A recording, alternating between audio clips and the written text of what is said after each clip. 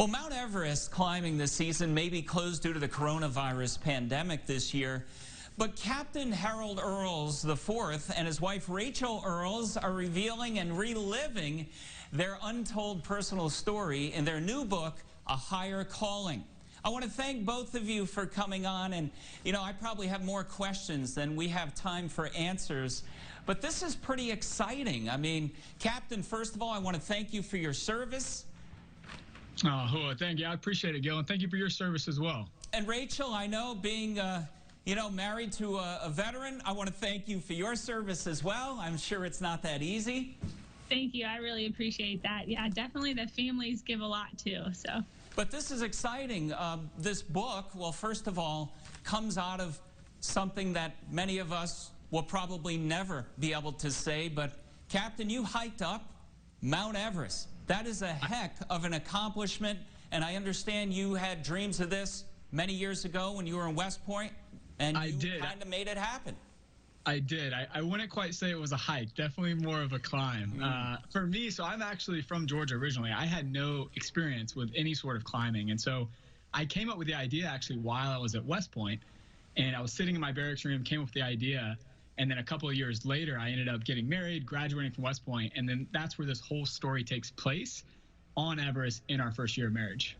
Wow, so I'm thinking, look, this was a little more than you trying to find the highest mountain you could possibly ever find to yell, "I love you, Rachel." There was a little more to it. This was sort of a struggle. Tell us about that, because that's kind of the underlying part of the book that really is the glue of it. Yeah, for sure. Actually, communication wasn't what it should have been on Everest. So our phones actually weren't working. We thought for some reason our cell phones would work higher up the mountain, which was not great advice. And so I actually didn't have communication with Rachel. So that actually made the communication piece pretty difficult. Yeah, there was a point on the mountain. A lot of people don't know this, but the descent climbing back down from the summit is actually the most dangerous part. And Harold got into a little bit of some trouble up there. And so such a worry as a wife when your husband is going on this life-threatening thing is I could lose him. This could be it. That could have been my last goodbye, my last hug. And Rachel, for all the ladies that are watching out there, I mean, you were not married very long when this was all going through your mind. Yeah, that's right. It was just towards the end of our first year of marriage. And so, yeah, it was a huge undertaking and sacrifice as a family. But you know what? I just wanted to support my husband because I knew exactly who he was. I knew his character. I knew his drive.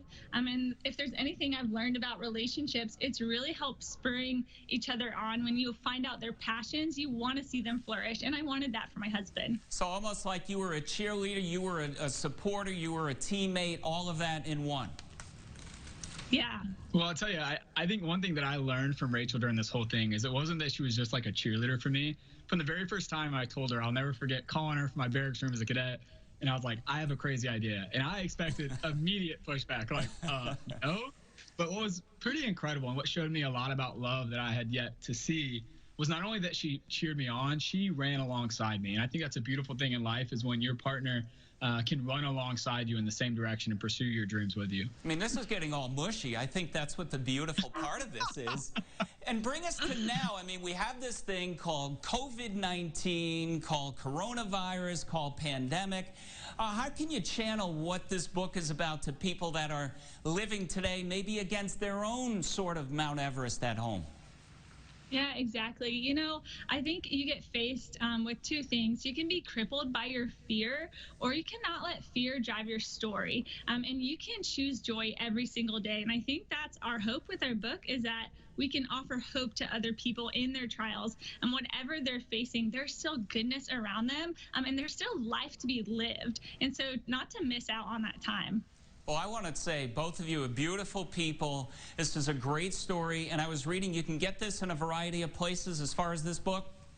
Yeah, you can. So you can buy it anywhere books are sold, and then also at our website, earls.org. That's EARLS.org.